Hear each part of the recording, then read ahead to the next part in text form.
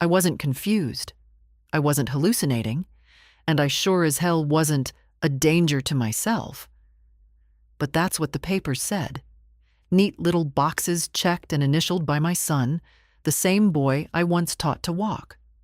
He said I'd fallen, that I forgot things, that I was paranoid. I hadn't. I didn't. I wasn't. But now, here I was, locked inside a nursing home I never agreed to, with a plastic ID bracelet around my wrist and a room that smelled like bleach and canned peaches. They called it Maple Grove Assisted Living, but it was no grove, and there was no living. Just waiting. The room had 2 beds, a locked window, and a TV bolted to the wall playing cooking shows I didn't care to watch. My roommate, Jeanette, never spoke, just blinked slowly from her recliner, lost in the hum of her oxygen machine. I arrived 2 days ago in a wheelchair I didn't need. The driver, a cheerful young man, kept calling me ma'am and told me Daniel, my son, had taken care of everything. I believed it until they took my purse, then my phone, then my rights. I tried asking questions. I'm only here temporarily, right? Who signed the admission papers? Where's Daniel? I got gentle smiles, a cup of tea, and the same phrase over and over. Your son signed the paperwork, Mrs. Ellison. You're here for your own safety. Safety. Is that what they call imprisonment now? The second morning, a nurse named Clarice handed me a schedule. Breakfast at 7:30, group activities at 9, supervised walking at 10:15. Supervised, as if I were likely to bolt for the door. At lunch, I overheard the staff whispering about a new resident who thinks her son locked her up for her money. I wanted to laugh. At least I wasn't the only one. But I didn't laugh. I sat with my dry sandwich and watery soup and felt something slow and hard forming in my chest. It wasn't grief. It wasn't fear. It was clarity. Cold, sober, furious clarity. I started paying attention. The nurses, the routines, the blind spots, where the files were kept, who locked what doors. I watched and listened like I did during chemo 12 years ago, eyes open, mouth shut, mind sharp. Daniel hadn't visited. Of course he hadn't. Why would he? He'd already won. The court papers, which I hadn't seen yet, supposedly proved I was mentally incompetent. Signs of cognitive decline, he must have written. Episodes of confusion. I pictured him, sitting in a lawyer's office in his overpriced jacket, lying through his polished teeth. My last memory before coming here wasn't of confusion. It was of tea. Black Earl Grey, steeped properly, not that cheap bagged stuff. I'd made it myself, just like every morning. I remember the crossword, too. I finished it. No blank squares. The phone rang. It was Daniel. He sounded urgent, concerned. He said a social worker needed to evaluate me. Just a formality. An hour later, a stranger showed up with a clipboard and a soft voice, asking me if I remembered what day it was, who the president was, how many children I had. I answered every question correctly. But the next morning, I was wheeled out of my house by a transport team and driven here. Something didn't add up, and I intended to find out what. That night, I asked Clarice about the paperwork. I'd like to see the documents Daniel signed, just to understand, I said, all sweetness. She gave me the same smile they give toddlers. I'm not allowed to share that, hun. It's confidential. My estate wasn't small. Daniel knew that. After Harold died, I managed everything on my own. Sold the dental practice, invested well, paid off the house, kept everything in my name. My mind was fine. My handwriting was still prettier than most people's typing. So why now? Why this? The answer sat heavily in the pit of my stomach, like a stone. Because I'd started saying no. No, I wouldn't co-sign another loan. No, I wouldn't refinance the house to help him start a second business. No, I wouldn't change my will. Apparently, no made me dangerous. Day 3, I met Louise in the rec room. 79, sharp as a tack, and just as stuck as me. We played checkers. She watched me closely and said, "You're not like the others." I smiled. "Neither are you." Louise had been a nurse in her day. She told me, over peppermint tea, that the main office had a fax machine that received court orders and medical files. She knew the shift schedule, too. "If you want answers," she said, "you'll need a friend with steady hands and good timing." I took my time. I waited. I watched. That night, I dreamed of my house.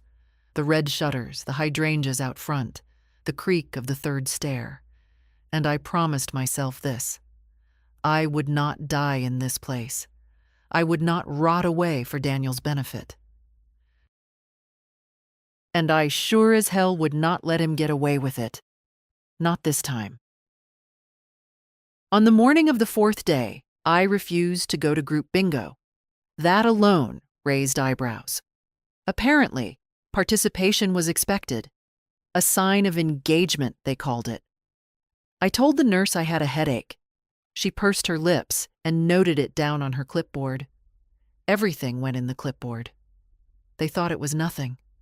A mood, an old woman sulking. Good. That gave me time. The halls were quiet in the mornings. Breakfast was over, most residents were in the lounge or garden area, and the nurses thinned out during the 9 shift change. I'd noticed that already. A few orderlies wandered in and out, but the front desk, and more importantly, the adjacent office, were often momentarily empty. Louise was right. Timing was everything. I waited by the window in my room until I saw the tall nurse, April, gather her things and head to the back, where the staff locker room was.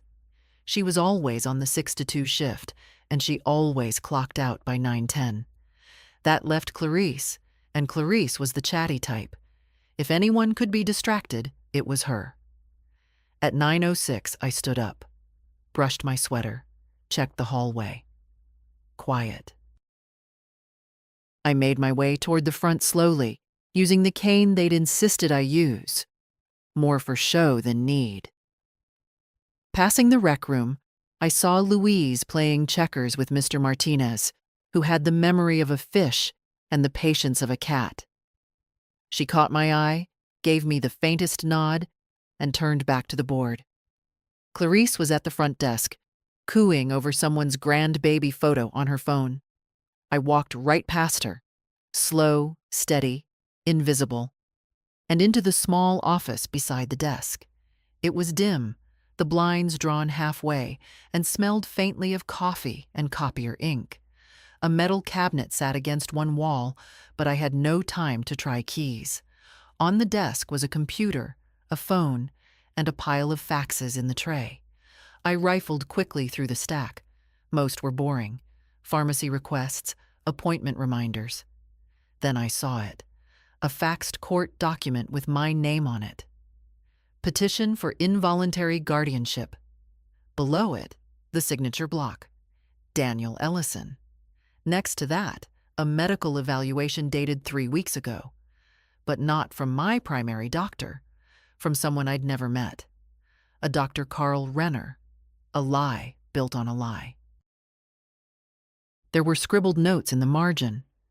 Resident showing signs of paranoia, history of disorientation, refuses help. None of it was true, not a single line. I folded the paper, slipped it inside my sweater, and made for the door. Clarice was still at the desk, still laughing. I walked past again. My heart beat like it hadn't in years. I could feel my pulse in my neck, in my teeth. Back in my room, I slid the paper under the mattress and sat. I didn't move for a while. Later at lunch, Louise sat beside me instead of across. Her voice was low, her movements casual. "Well?" "I got it," I said quietly. "Good," she nodded. "Now you need a phone." That was the next hurdle. I'd seen the staff use the office landline, but getting to it again would be tricky. Residents weren't allowed to have personal phones unless explicitly authorized. And according to the lie Daniel told, I was too confused for that.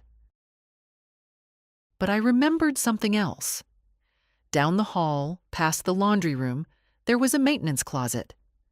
I'd seen a repairman go in there 2 days ago and pull out a yellow push-button phone.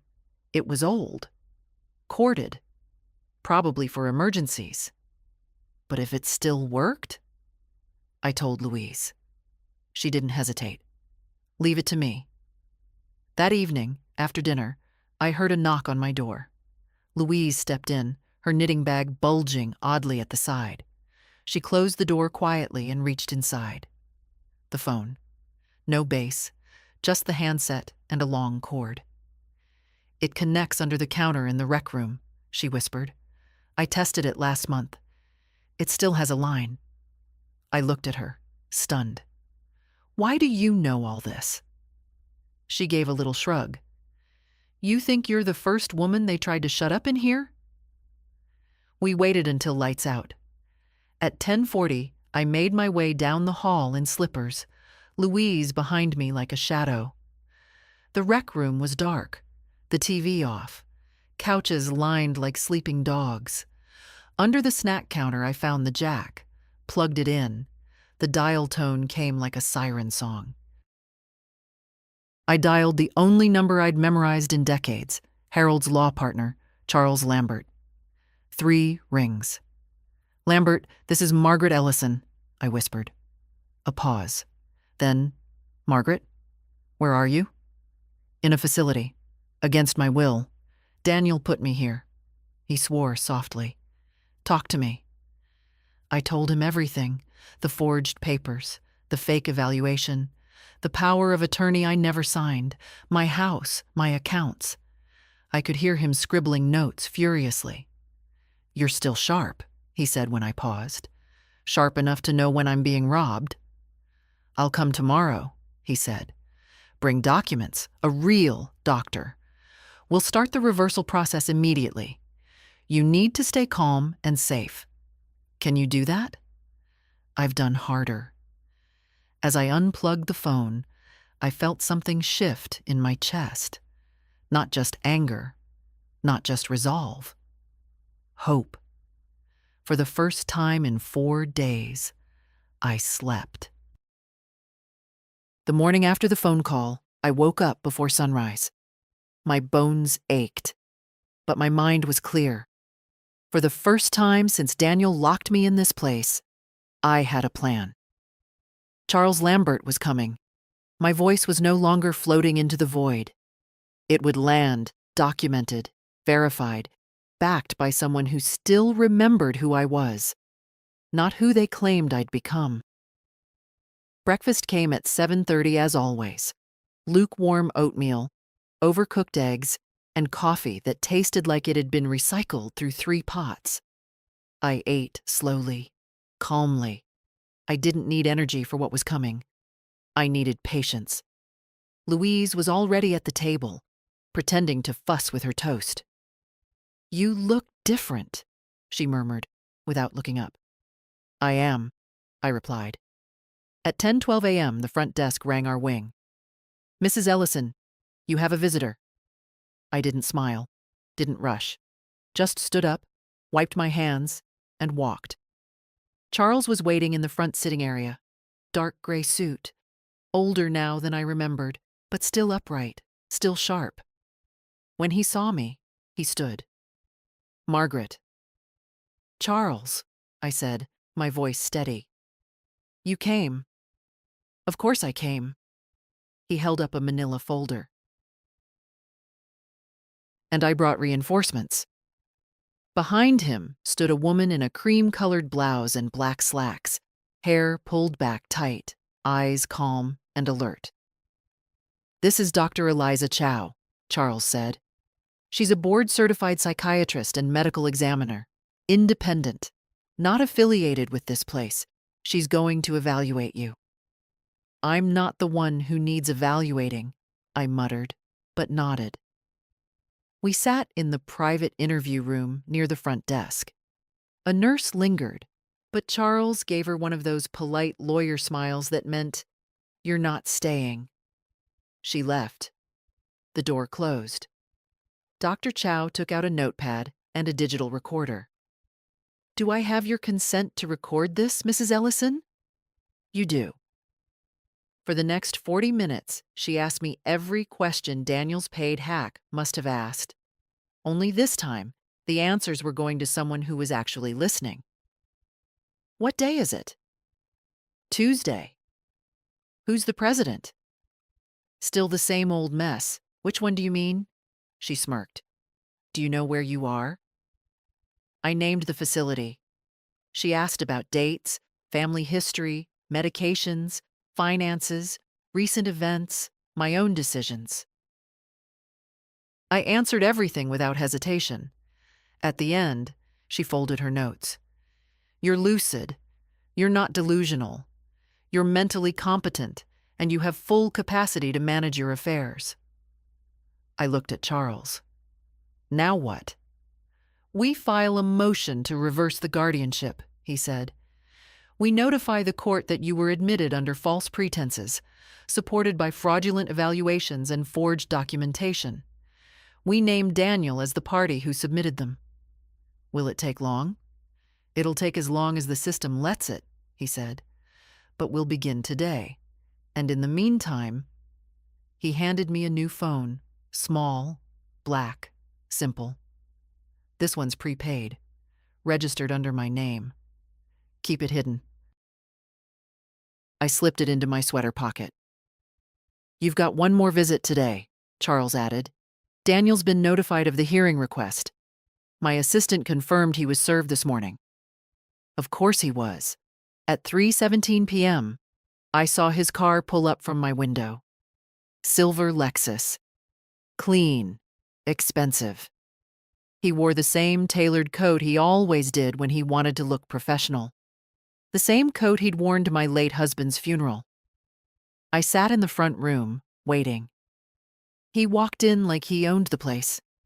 When he saw me, he smiled. The smile I'd once thought was his charm. Now I knew it was his weapon. "Mom," he said, walking over to kiss my cheek. I turned away. "Sit down," I said. He blinked. Sat. "I know what you did." He gave me a look of innocent concern. "What are you talking about?" "Don't," I said. "Don't lie again. I've seen the papers, the forged report, the signatures, the court documents you filed behind my back." His face didn't change at first. Then something flickered behind his eyes. Not guilt, not remorse. Annoyance. "Mom," he began, "you've been under stress lately. You don't remember things the way you used to." "I only did what I thought was safest for you." "Safest for me?" I said, louder now. "Or easiest for you?" His mouth tightened. "You put me in here so you could take the house," I continued. "So you could access my accounts, move in with your wife, and pretend I was too far gone to notice. You're being dramatic." I leaned forward. "Daniel, listen carefully. I have a lawyer. I have a doctor's evaluation. I have a motion in court. And I have a phone." His lips parted. "Oh, yes," I said. "A working phone. I called Charles myself. While you were out there thinking I was drooling in a chair, I was gathering proof." "Mom." "No," I snapped. "You don't get to mom me right now. You don't get to call me confused while you lie to a judge and falsify records." He sat back. His charm dropped, just like that. "This is a mistake," he said coldly. "You're making a scene for no reason. It's going to be embarrassing for everyone. You should have thought about that before you tried to steal from your own mother." He stood. "You think a judge is going to believe you over me?" "I don't think," I said quietly. "I know." Daniel didn't say goodbye. He turned and walked out, shoulders stiff, hands clenched. I watched him go, and for the first time in months, I felt taller than him. The next morning, I woke up to the sound of raised voices in the hallway. At first, I thought I was imagining it. The walls in this place made whispers sound like echoes. But no, it was real. Someone was arguing near the nurse's station. I heard my name. That brought me upright in bed, spine stiff with instinct. "They said she was unstable," one voice hissed, male, sharp. "She passed the evaluation," another voice replied. Female, calm, tight. "She's manipulating you. She's always been good at that." Then a door slammed. 5 minutes later, a soft knock on my door. Clarice peeked in. "Mrs. Ellison, you have another visitor." I stood slowly, smoothed down my cardigan. "Charles?" She shook her head. "No, someone from Adult Protective Services." That made me pause. I hadn't expected them. Not yet. The woman waiting in the interview room looked too young to hold the authority she did. Maybe 30. Slim, no makeup, hair in a neat bun. Her badge said, "Emily Park, APS Case Supervisor." "Mrs. Ellison," she greeted, standing. "Thank you for meeting with me." I sat without shaking her hand. "I wasn't told you'd be coming." "It was a courtesy visit, following a report," she said. "Your son contacted our office yesterday." "Of course he did. He's contesting the reversal motion. Says you've been coerced, that a family friend, your lawyer, is exploiting your confusion for financial gain." I snorted. "Of course he is." "I'd like to ask you a few questions," she said gently, "just to make sure you're safe, aware, and not under pressure." "Go ahead." And so we did it all again. The same battery of questions. Dates, names, medications, daily routine. I gave her better answers than she expected. She tried once, softly, to steer the conversation. "Your son says you've struggled with memory gaps." "My son also said I was in danger of setting the kitchen on fire," I said. "Would you like the brand and model of the stove I use? It's induction. No open flame." Her mouth twitched. "Mrs. Ellison, I'll be honest. It's rare for us to see reversals in progress. That's because most people don't have the strength to fight." She closed her notebook. "You seem lucid, independent, frustrated, but reasonable." "I'm not concerned for your safety." "Good, because the real danger isn't me." As she left, I caught her glancing around the hall, taking in the other residents, the locked doors, the soft lights. I knew that look. She'd seen enough. The rest of the day passed in uneasy quiet. Louise and I sat near the window in the lounge, pretending to do puzzles while I updated her on the visit. She nodded. "Let them talk," she said. "That boy is spiraling. When people like him lose control, they scramble." "I know," I murmured, "but we haven't won yet." That night, Charles called. The hearing date was set, 2 weeks out. Until then, everything would stay frozen. The guardianship, the power of attorney, the access to my accounts. But the motion was filed. It was public record. The wheels had started turning. The next day, Daniel didn't show, nor the day after. But I got word from Clarice that the front office had received several urgent faxes addressed to administration. I could guess what they said. Likely full of slander, twisted facts, veiled threats. Didn't matter. What mattered was that I still had my phone, that Charles had my back, that Dr. Chow's report had been submitted, that, for once, the system wasn't just working for the one with the loudest voice. It was listening to the one who'd been silenced. And then, 3 days after the APS visit, I was called to the director's office. "Mrs. Ellison," said the administrator, a middle-aged woman named Mrs. Carver, as she gestured toward the chair opposite her desk. "Please, sit." Her tone was different this time. Not condescending, not falsely cheerful. Measured. "We've received your legal documentation. Your attorney has been in touch." "I know. I want to make clear that our facility acted based on the information we were provided at admission. That information came from your son and from legal documents submitted through the court." "You don't need to explain," I said. "You followed a process. I'm challenging that process."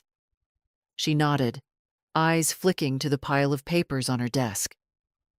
"Until a judge rules otherwise, you are still under guardianship. But in light of the circumstances and the professional evaluations we've received, we're adjusting your status here. You'll have phone access. No more room checks. You may leave the facility grounds with permission from your attorney." I didn't smile. Not yet. "But you'll still hold me, won't you?" I asked quietly. Mrs. Carver looked down. "Until the court says otherwise, yes. I understand. Still a cage, just one with looser bars." As I stood to leave, she added, "Your son called again this morning. He's not pleased." "Good," I said, and closed the door behind me.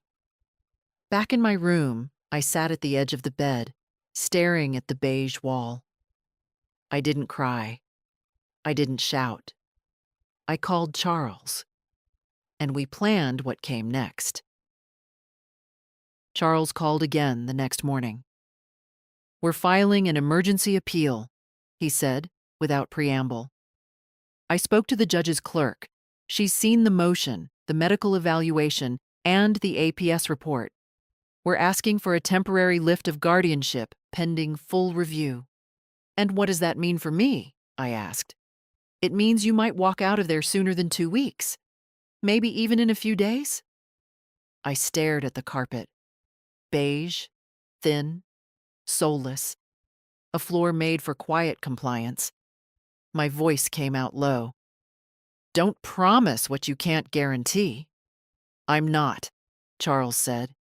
"But Margaret, we've got leverage, and Daniel's panicking.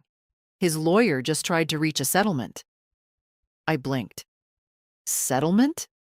"He's offering to withdraw the guardianship petition voluntarily, in exchange for a quiet closure and no charges." I laughed. Actually laughed.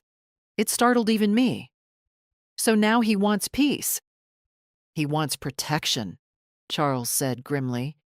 "Because if the judge overturns this and we pursue fraud, he's facing real consequences. Financial, legal, social. Tell him I'm not interested in peace." "Already did." We hung up, and I sat still for a long time. The room felt smaller now, the walls closer. Not because I was afraid, but because I was ready. It was like waiting for a door to open that I'd already unlocked. I packed my things. Not that there was much. A few cardigans, a pair of shoes, a book Louise had lent me. The phone, the copy of the court papers I'd taken. I folded everything neatly and placed it in the small duffel I'd arrived with, the one they'd rifled through and stored away like I was a criminal. By late afternoon, Louise knocked. She looked at the bag, then at me. "You're close." I nodded. "I'll miss you," she said, but her voice was firm, not weak. "But I want you to walk out of here like you own the damn sky." "You'll be next," I told her. "You're too smart to stay here." She smiled, thin and tired. "They don't lock people like us up because we're broken. They do it because we remember too much." That night, I barely slept. Not out of fear, out of anticipation, like a child before the first day of school or a soldier before the last. By morning, I was called back to the administrator's office. Mrs. Carver didn't meet my eyes right away. "We received a notice from the court late last night," she said. "The judge has granted a temporary suspension of the guardianship order. Effective immediately, your legal rights are restored, pending final hearing." The words hit like wind in my lungs. I stood still, letting them settle. "You'll need to check out at the front desk," she added. "Your belongings are ready. Mr. Lambert is waiting for you outside." I didn't thank her. I walked out of her office, down the hall, past the nurses who didn't meet my gaze, past the residents who didn't know I'd never belonged there, past the heavy double doors that had kept me in like a prison gate. At the front, Charles stood, holding his coat over one arm. "Ready?" I nodded. We stepped out into the sun. The light hurt my eyes, not from brightness, but from clarity. Real, honest clarity. The kind you forget exists when you've been too long in a place where time moves like syrup and everyone smiles at you like you're a child. I didn't speak until we were in the car. "Now we go home," I said. "To my house." Charles nodded. "He's still living there, you know." "I know. And he'll fight." "I hope he does," I said. "Let him try." Because I wasn't just walking out of a facility. I was walking back into my life. The car ride home was quiet. Charles didn't speak, and I didn't ask him to. He drove like a man who knew the weight of silence, not the silence of fear or awkwardness, but the kind you carry after war. I stared out the window, watching familiar roads roll by, trees I'd seen 100 times, shops that hadn't changed in years. But nothing looked the same, not after what had happened. When we turned onto my street, my throat tightened. The house came into view slowly. White siding, red brick chimney, ivy crawling up the porch. It still looked like mine, but it didn't feel like it. There were new potted plants on the steps, a wreath on the front door I hadn't bought, a different car in the driveway. Daniel's wife's SUV, the one she used to claim was too modest for her real estate clients. I noticed a pile of packages on the porch, labels with her name on them. Charles pulled up at the curb and turned off the engine. "You want me to come in with you?" he asked. "No," I said, gripping the door handle. "Not yet." He didn't argue. "I'll wait." I stepped out slowly. My knees ached. I hadn't climbed stairs in weeks. But I made it to the porch without hesitation and rang the doorbell. Footsteps. Quick ones. Then the door opened, and there he was, my son, my betrayer, standing in my doorway like he still had a right to it. His face dropped the moment he saw me. "Mom." That word again. Too late for it now. I didn't speak, just looked past him into the house. My house. The walls were repainted. My old rugs were rolled up and stacked near the stairs. The living room had been rearranged. My chair replaced, my photos taken down. "You're not supposed to be here," he said, his voice lower now. "Actually," I replied, "the court says I am." He stepped outside, pulling the door closed behind him, trying to block my view. "Look, this is getting out of hand. You need to calm down and think about what you're doing." "I've had 3 weeks to think," I said. "I'm here to reclaim my home." "It's not that simple." "No," I agreed, "it's not. You made it complicated." His jaw clenched. "I was trying to protect you." "From what? Independence? Control? A working brain? You were struggling, Mom. You were making mistakes." "What mistakes?" He didn't answer. "You mean saying no to you?" Not giving you what you wanted? That's not decline, Daniel. That's a boundary. He shifted, looking toward the car, finally noticing Charles behind the wheel. So this is a legal ambush now? He snapped. No, I said calmly. It's a return. I'm giving you a chance to pack your things. His nostrils flared. You're going to throw your own son out of his home? It was never yours. You just pretended it was. I moved my family in because you weren't using it. No, I said again. You moved in while I was locked away. After you faked papers saying I was mentally unfit. He stepped forward, but I didn't flinch. I'm not leaving, he said flatly. Then I'll do it formally. We stood there, eyes locked, until his wife appeared in the doorway behind him, holding a mug and looking bewildered. Is that your mother? She asked. He didn't answer, just turned to her and said, Go back inside. And for once, she did. I stepped back, turned, and walked to the car. Charles looked at me. Well? He's going to force us to make it official. Charles nodded. We'll file the eviction paperwork today. The house title is still in your name. You never signed over power of attorney. You have every right. I nodded too, because I wasn't going to beg. I was going to reclaim. The next morning, we filed the eviction notice. Charles handled it with the same calm precision he used for everything else. His assistant prepared the documents. We took them to the courthouse, and within hours, Daniel was officially served. No more polite requests, no more soft landings. This was legal now. I stayed with Charles that night. He offered, gently, without pity. Just a guest room, clean sheets, space to breathe. I accepted. It felt strange to be in someone else's home, even temporarily, but less strange than sleeping in my own house while strangers occupied it. He made me tea, the proper kind, not the thin broth they passed for tea in the facility. We didn't talk much. We didn't need to.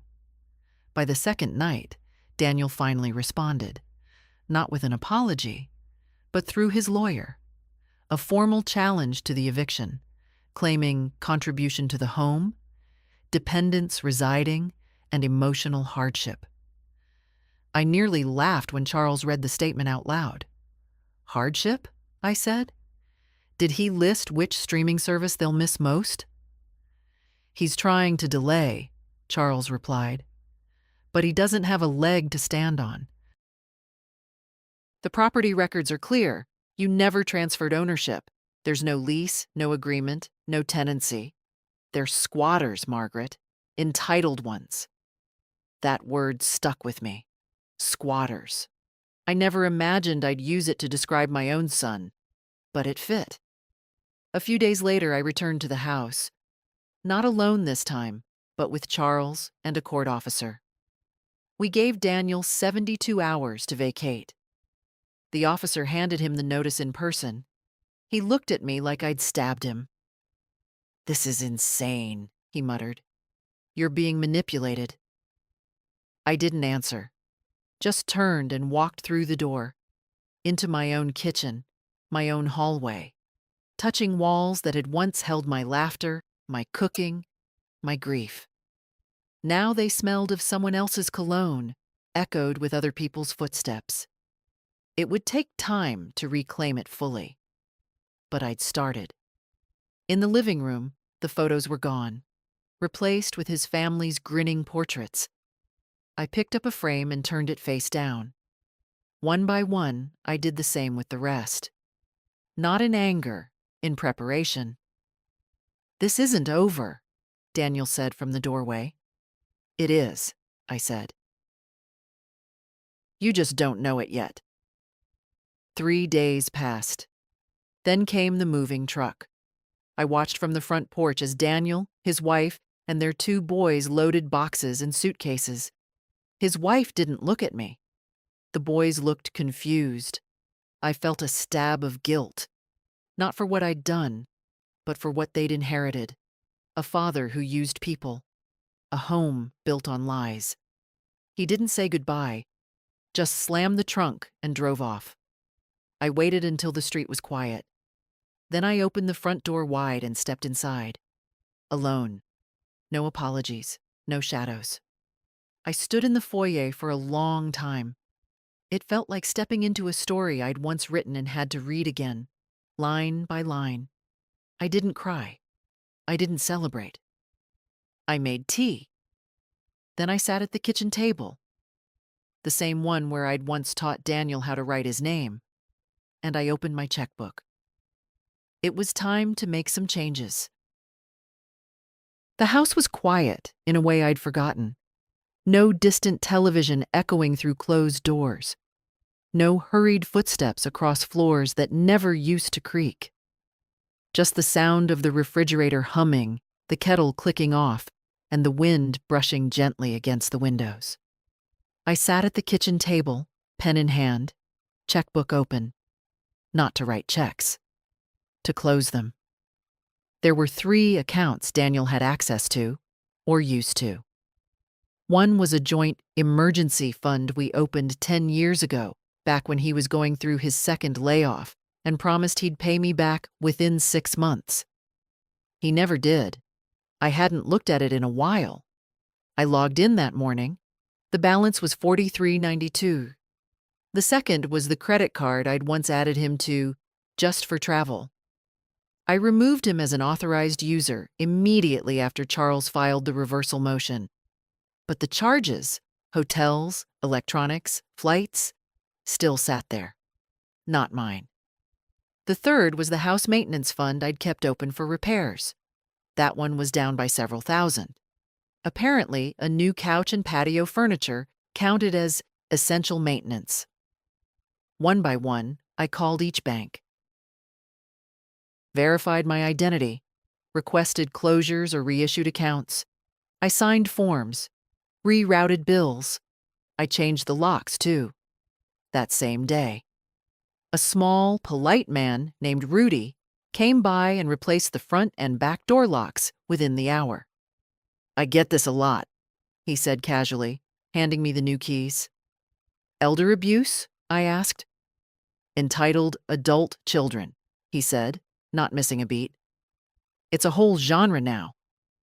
I didn't laugh, but I gave him a bigger tip than usual. That evening, I walked through every room in the house with a notebook and a pen. I took inventory, not of what was missing, but of what I still had. The bedroom was mostly untouched. My books still lined the shelves. My slippers, stored neatly in the closet, were just where I'd left them. But my dresser drawers had been rummaged through, some jewelry gone, a few of Harold's cufflinks missing.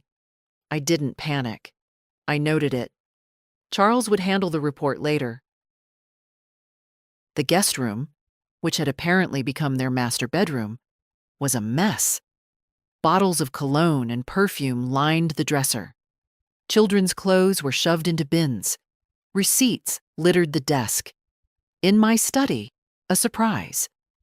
The file cabinet was locked. They'd broken the key off inside. I had to call a locksmith the next day to pry it open. Inside, some documents were missing. The old will, for one. A power of attorney I'd signed years ago, revoked since, but carefully kept. My marriage certificate. My letters from Harold. I didn't cry. I just sat down and wrote a list. Then I called my lawyer. "Time to draft a new will," I told Charles. "Already prepared," he said. "I've been waiting for your go-ahead." "And a trust," I added. "But not for Daniel." "For whom, then?" "Elise," I said. "My granddaughter." He paused. "Your son's daughter?" "Yes, she's different." "You sure?" "She's the only one who visited me in the hospital 3 years ago. The only one who sent a card on my last birthday. The only one who didn't move into my house like it was a prize she'd earned." Charles didn't argue. We set the meeting for Tuesday. The next morning, I stood at the stove and made real breakfast.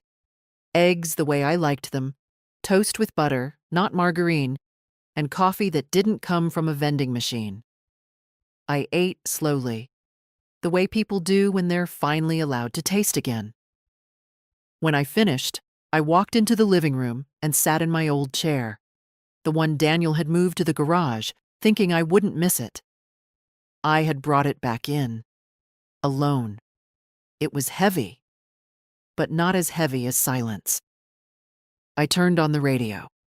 Classical. Tchaikovsky, I think. I couldn't quite place it, but it filled the space like it belonged. And for the first time since I'd been dragged out of my home in a wheelchair I didn't need, I leaned back and let myself feel proud. Not triumphant, just whole. The notary arrived at 2 p.m. sharp on Tuesday, just as Charles promised. She was a soft-spoken woman named Regina, middle-aged, professional, eyes kind, but not sentimental. She laid the folder on the kitchen table like a sacred object and began flipping through the documents. The new will, the revocation of all prior powers of attorney, the creation of a living trust. I read every line. No skipping, no assumptions. Charles stood nearby, silent, letting me take the time I needed. The new will was simple. Everything, the house, the accounts, the life insurance, would go into the trust. Elise was the primary beneficiary. Daniel's name was nowhere to be found, not even as a backup. I initialed each page slowly, carefully, with the same signature I'd used since I was 17. Strong, looping, unmistakably mine. Regina handed me the final page. "Are you ready, Mrs. Ellison?" I nodded. "Very." I signed. She added her seal with a gentle press and passed me a copy. It's done. Not revenge, just correction. Charles stayed after Regina left. We sat in the sunroom, the one Daniel had turned into a storage space for his wife's seasonal decorations. I'd cleared it out, reclaimed it. The light streamed through clean windows, and for a few moments, the world felt decent. "He's going to be angry," Charles said. "I know. Angry people don't stay quiet." I sipped my tea. "Let him make noise. I've got paper now. Real paper." We didn't need to say what kind. The kind with legal weight. The kind that courts read and judges stamp. "Besides," I added, "he's said everything he could already. He ran out of truth a long time ago." Charles smiled, but it didn't reach his eyes. "There's one more thing." He opened his briefcase and pulled out a thin file. We traced some transactions. I didn't ask, just waited. 2 weeks before your evaluation, Daniel withdrew a large amount from your investment account. Using forged documentation, we have copies of the emails and a recorded phone authorization. I felt my stomach harden. How much? $32,000. Used to pay off a personal business loan. I didn't flinch. "And?" Charles sighed. "You can press charges. Fraud, identity theft, misuse of funds. It's all there." I stared out the window for a long time. Then I said, "Not yet." "Why not?" "Because I want to look him in the eye when I decide." Charles nodded. "I understand." But I wasn't sure I did. Not entirely. Because even after everything, the lies, the betrayal, the silence, part of me still couldn't understand how someone I raised could do what he did. How the same hands I held across the street when he was 5 were now scribbling my name on fraudulent forms to take what wasn't his. That night, Elise called. "Grandma?" Her voice was careful, testing. "I heard," she said, "about everything." "From your father?" "From my mother. But she doesn't know I'm calling." I waited. "I just want to say I'm sorry. For not doing more. For not asking sooner." "You had no way to know," I said gently. "I did. I just didn't want to believe it." Now you do. Silence. Then, he's furious. Let him be. More silence. Then, softer. I saw the trust papers. Charles sent me a copy. You didn't have to do that. I wanted to. I don't know if I deserve it. You do, I said. You're not him. She cried then, quietly. Not the dramatic sobs of guilt, but the quiet kind. The kind people cry when the world shifts under them and they don't know yet if it's for better or worse. I'll take care of it, Grandma. I'll protect it. Everything. I know you will. After we hung up, I sat alone again in the sunroom, the light now fading, the sky turning to a soft blue-gray. Harold's old sweater lay folded on the armrest beside me. I picked it up and held it for a moment, then draped it over my shoulders like armor. There would be more calls, more documents, maybe more fights. But the big war, the one for my dignity, that one, I had already won. 2 weeks later, I stood in court. It wasn't a grand, echoing courtroom like in the movies. Just a small chamber with beige walls, low ceilings, and folding chairs lined up like an overbooked waiting room. But it was official, with a judge, a clerk, and a court reporter tapping away behind a screen. Charles sat beside me, calm, steady. Daniel was across the aisle, wearing his polished shoes and righteous expression. His lawyer leaned in every few minutes to whisper instructions, as if coaching a child through a test he hadn't studied for. I didn't look at him. Not out of fear, out of focus.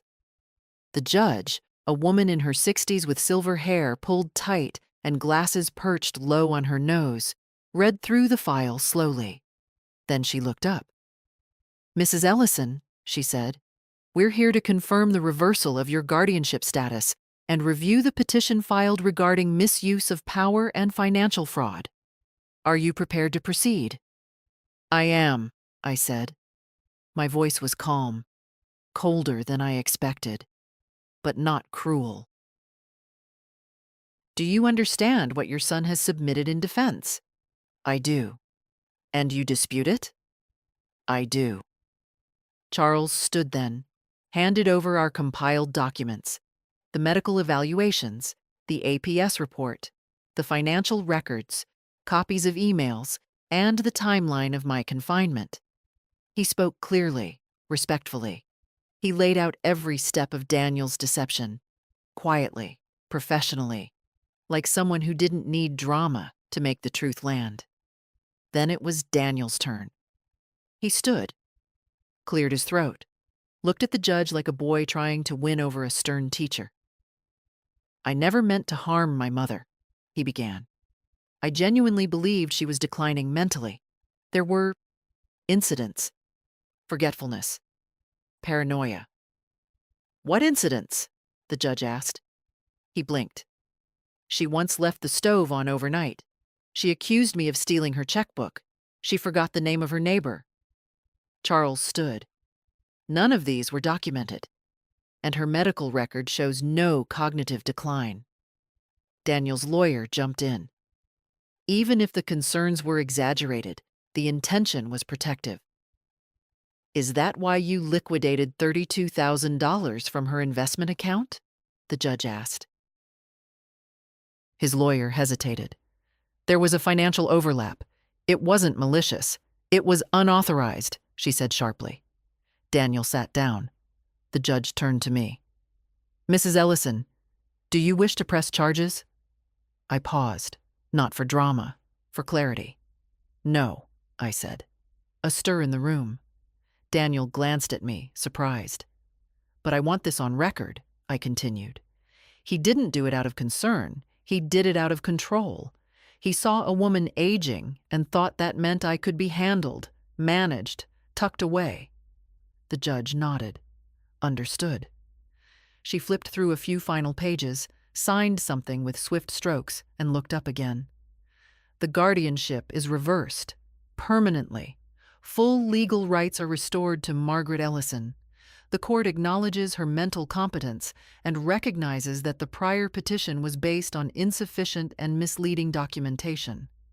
Further legal action regarding financial fraud remains at Mrs. Ellison's discretion.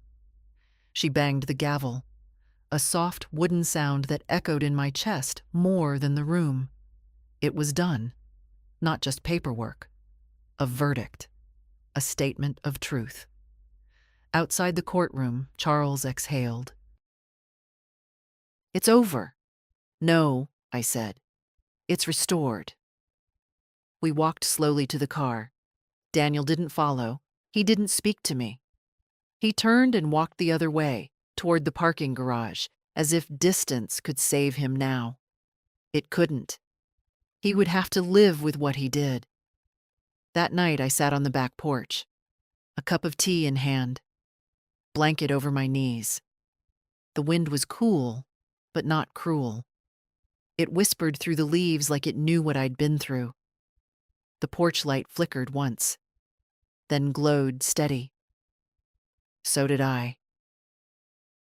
The days after the hearing were quiet in a way that felt earned. No more letters in the mail from Daniel's lawyer. No more calls from blocked numbers. No more threats buried in soft language. Just stillness. Not empty, cleared. I didn't celebrate. There was no champagne, no gathering. I didn't call anyone but Elise. She came the following Saturday, alone. No brothers, no parents. Just a small overnight bag and a shy knock on the door. I opened it, and we looked at each other for a second too long. Then I stepped aside. She didn't ask for a tour. She knew this house. Grew up in it on weekends and school breaks. She walked the halls with care, touched the frames of the photos I'd put back up. The real ones, not the curated versions Daniel's wife had hung. Harold in his fishing vest. My mother in her garden. Me and Elise, years ago, sitting on this very porch. "You didn't have to leave me anything," she said later, curled up in the armchair with her knees pulled under her. "I know," I said. "So why did you?" I thought about that. "Because I wanted someone decent to inherit something good," I said. "And because you never tried to take anything from me." She looked down, quiet. "You didn't know," I added. "But you listened. That's more than most." We spent that night talking like we hadn't in years. She asked about Harold, not just the grandfather, but the man. I told her about his quiet hands, the way he'd leave notes in my coat pockets, how he used to whistle when fixing things, always off key. She laughed and said she did that too. In the morning, I made pancakes, the real kind. Butter, not spray. Syrup warmed in a saucepan. She sat at the table like she used to when she was 10, swinging her legs beneath the chair. Later, we went through the attic. There were boxes up there I hadn't opened since Harold died. Old tax returns, boxes of holiday decorations, half-finished quilts, and letters. Dozens of letters. Some in his handwriting, some mine. Elise sat cross-legged and read aloud a few, shaking her head at the language we used. "You two actually wrote love letters?" she teased. "I told you," I said. We didn't have phones glued to our hands.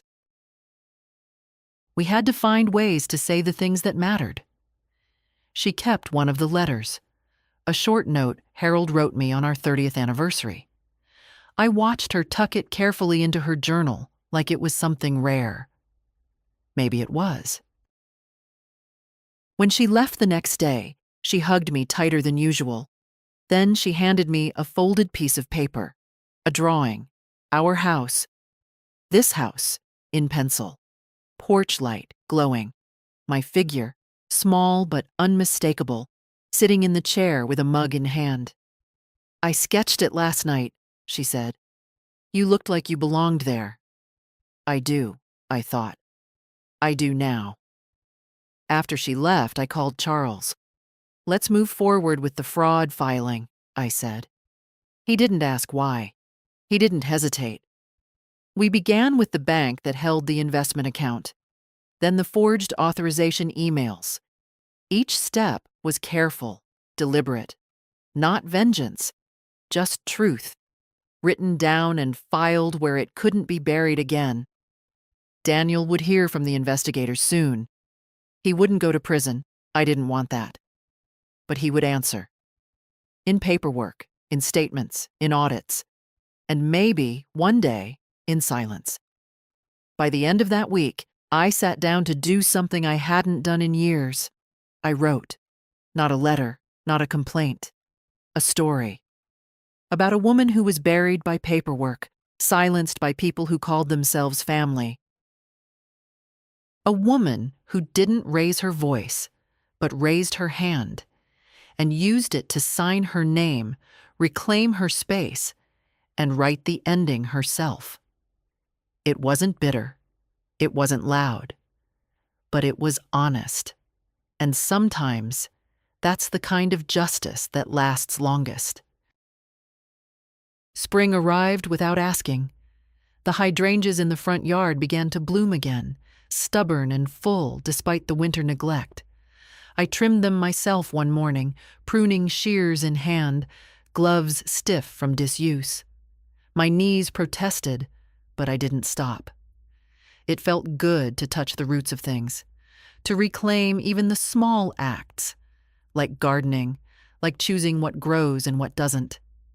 Inside, I moved room by room. I wasn't cleaning. I was reintroducing myself. Each drawer, each shelf. I threw out the scented candles Daniel's wife left behind, donated the throw pillows with the glittery slogans, removed the magnetic calendar from the fridge with "Family First" in bold cursive at the top. The irony was too sour to ignore.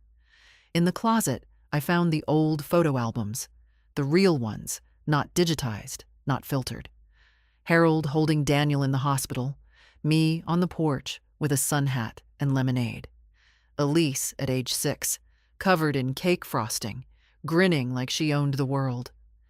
I sat on the floor for over an hour, paging through the years, letting myself feel every one of them. No rush, no apology. Later that week, I went to the bank in person. The manager, a man in his 40s with a sharp suit and cautious smile, had clearly been briefed. He met me with gentle formality. "Mrs. Ellison, we've reviewed the report from your attorney. I'm very sorry this happened." "I'm not here for an apology," I said. "I'm here for control." He nodded. "We've prepared new documents for account restructuring. No one else will have access, not even by request." Good. I signed everything again, with a steady hand. Afterward, I walked downtown. Slowly, carefully. I hadn't walked that stretch in almost a year. Shops I remembered had closed. New ones had opened. The bookstore was still there, my favorite, tucked between a cafe and an insurance office. I went inside, not to buy, just to breathe. The smell of paper and ink still felt like home. "Mrs. Ellison?" I turned. It was Marion, a woman I hadn't seen since Harold's funeral. She looked older. We both did. "Is it really you?" she asked. "We heard you'd gone into care." "I came back," I said. She blinked. "I'm glad. You look well." "I am. Or getting there." She hesitated. "Was it true what they said? About your mind?" I met her eyes. "No." We stood there a moment and I watched her face shift. Not pity, not judgment. Just understanding. Then she nodded and touched my arm. "Well, you always were the strongest one among us." I didn't need to be. I just had to remember who I was. That night, I ate dinner by the window. Roasted vegetables, a soft roll, a glass of wine. No ceremony, just peace. I watched the sunset fold over the street. gold and quiet. Then I opened a new notebook and wrote 2 words at the top of a clean page. What now? Because when someone takes everything from you and you get it back, the question isn't how to punish them. The question is how to live without waiting for the next blow. I wasn't afraid of being alone. I wasn't afraid of age. I wasn't even afraid of betrayal anymore. I was only afraid of forgetting how to begin again. But I didn't need to worry. That night, as I got into bed, my bed, I knew one thing with certainty. I had already begun. The days grew longer. I noticed it not by the clock, but by the light. How it lingered on the porch railings, how it crept later into the hallways, how it settled into the house like it had nowhere else to be. Spring was always quiet in this neighborhood. Children too old for sidewalk chalk, too young for rebellion. Neighbors polite, but not nosy. I liked it that way. I began walking in the evenings, slow loops around the block. No cane, no assistance. Just the rhythm of my feet and the cool of the air. People nodded, some waved. A few avoided my eyes, unsure of what they'd heard and how much of it was true. I didn't correct them. Let them wonder. Elise came by on Sundays, sometimes for an hour, sometimes the whole afternoon. We cleaned out closets together, made grocery runs, rearranged furniture that had been shoved out of place. She asked about recipes, about Harold's old tools, about which birds I could name from the feeder by the kitchen window. We didn't talk much about Daniel, not because we were pretending, but because the silence didn't hurt anymore. She told me she'd started seeing someone, a girl named Mia. I raised an eyebrow, not because it surprised me, but because she looked so sheepish when she said it, like she expected judgment. I gave her none. I hope she's kind, I said. She is. That's enough, then. That afternoon, we made tea and watched the garden from the sunroom. Elise reached for my hand. Do you ever think about moving? Starting fresh somewhere else? I shook my head. No, this is my house. Even after everything? Especially after everything. Because it wasn't just walls and wood. It was proof of love, of betrayal, of recovery, of the kind of strength no one can see unless they've had to survive the quiet kind of violence, the erasure, the removal, the soft smile of someone calling you incompetent while stealing what's yours. This house, I said, is my answer to all of that. She didn't ask anything else. The next week, I started writing again. Not just stories, not just memories. Letters. One to Harold, because there were still things I hadn't said. One to Elise, for after I'm gone. One to Daniel, not out of forgiveness, but for closure. He may never read it. That was fine. It wasn't for him. It was for me. I wrote, You thought I was fading, Daniel. You thought you could write me off with a pen and a file and a whisper in a court clerk's ear. But I wasn't dying. I was watching, and when the time came, I didn't shout. I signed. I testified. I walked. You tried to take my life while I was still living it. That's what you'll carry. Not a sentence, not a fine. Just the knowledge that you were caught, not by force, but by the truth you thought I was too old to defend. I folded that one and placed it in the drawer by my bed. I didn't seal it. One morning, I went through Harold's old toolbox, found a few things rusted, a few things missing, but the measuring tape still worked. The screwdriver still fit the screws in the cabinet hinge that had loosened. I fixed it myself. Then I replaced the batteries in the smoke detector. Then the light bulb on the back porch. It felt good. The small, stupid axe that said, "This is mine, and I know how to care for it." A letter came in the mail that week from the district attorney's office. The fraud case was being reviewed. I could press for restitution. I could name a figure. I didn't. I replied with one line, "No restitution sought." Truth was sufficient. And I meant it, because what I wanted back, I'd already reclaimed. My name, my rights, my voice. Late that night, I stood in the hallway, hand on the doorframe, and just looked at the house. The floor creaked, the fridge hummed, the shadows fell long and soft. It was all still here. And so was I. It happened quietly. The eviction. I wasn't even there. Daniel's name no longer appeared in the mail, but a letter addressed to the occupants of 42 Fairmont Avenue had arrived 2 weeks earlier, forwarding notice of a civil enforcement proceeding. I gave it to Charles. He handed it off to a court officer. Then, one morning, while I was kneeling in the garden bed cutting back the frost-damaged hostas, my phone rang.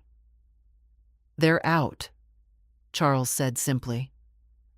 I didn't stand up right away, just looked at the small green shoots pushing up through the dirt, defiant and ordinary.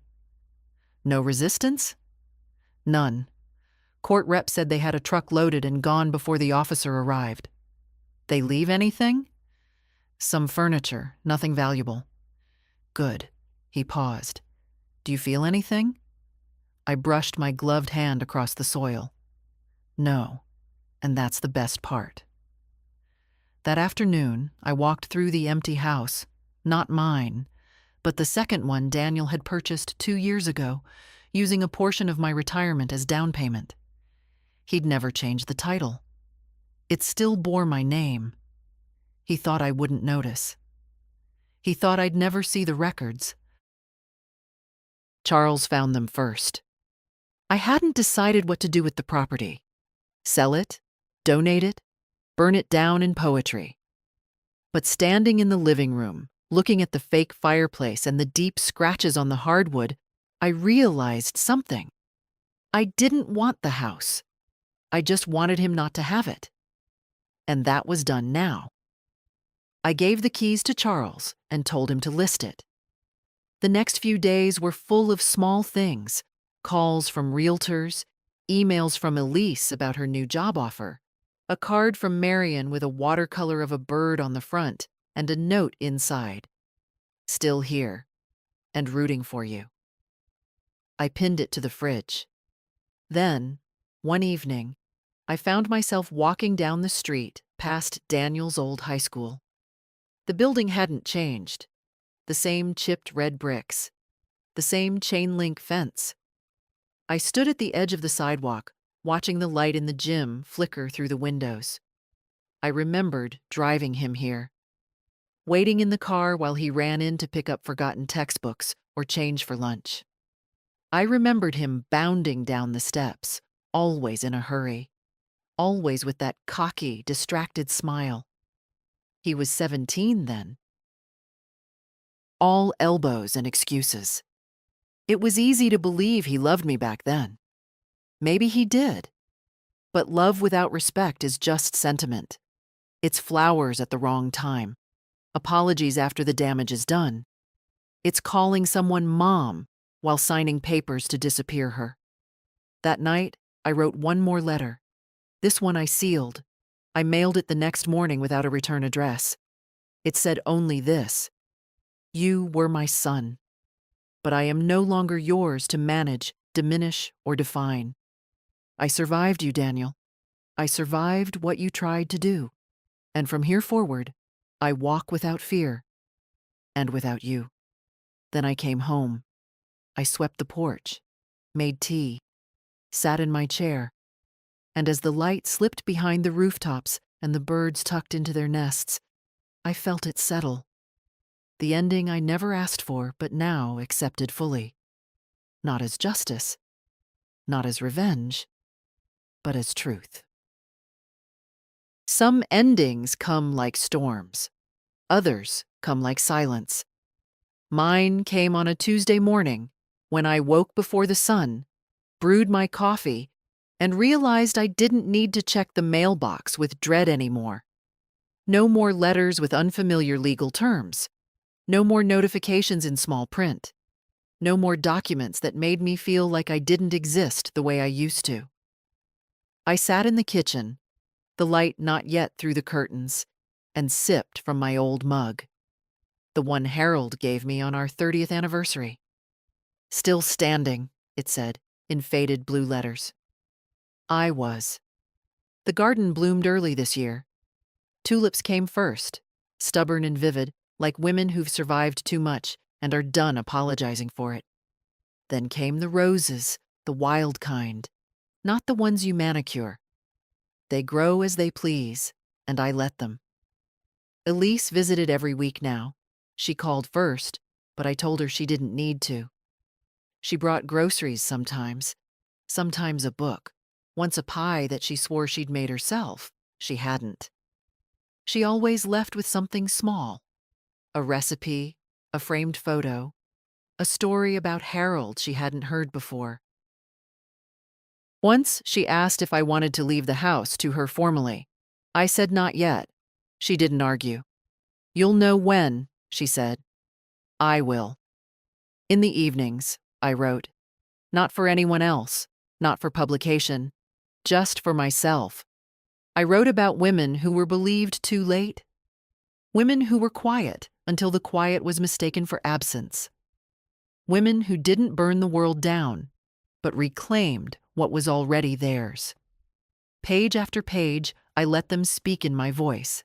Steady, weathered, dry with truth. Some nights I read them back to myself, not out loud, just silently to remember the tone. A few neighbors stopped by over the months. Some to say they were sorry they hadn't asked more questions. Some to say they never believed the rumors. Some just brought flowers. I didn't hold it against them. People don't always know what to do with quiet suffering. It doesn't make noise the way drama does. But Elise knew. She always did. She gave me space to be angry. Space to be still. Space to be more than the story they'd tried to write for me. Daniel hasn't contacted me. And I haven't contacted him. That isn't bitterness. It's boundary. The case closed without fanfare, no headlines, no hearings, just a record. Just the paper trail of a woman who lived and who made sure that her life, her choices, her words, her legacy would not be overwritten. I'm not waiting for an apology. I'm not waiting for peace. I already have it. The kind that doesn't need witnesses. The kind that settles deep in the bones and makes you walk through your own home like you never left. This story doesn't end with a grand gesture. It ends with the sound of the kettle boiling, of pages turning, of a woman remembering her own name each morning and saying it like it matters. Because it does. Because I do. And if you're reading this, if you've ever been dismissed, managed, quietly erased, let me tell you something. You are not gone. You are not mistaken. You are not too late. Stand up. Speak plainly. Take your life back. They only win if you forget how. If this story moved you, share it. Leave a comment. Let someone else know they're not alone. There is strength in telling the truth, especially when they don't expect you to.